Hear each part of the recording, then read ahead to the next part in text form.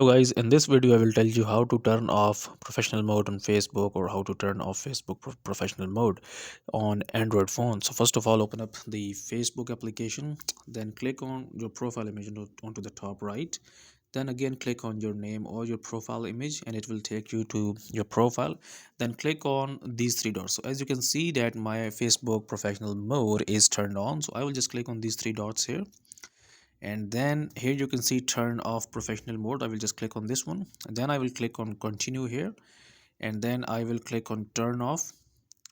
And then after some seconds, now professional mode turned off successfully. We'll click on close, and I can head back and I can just refresh my account here, and now you can see that the Facebook professional mode is turned off.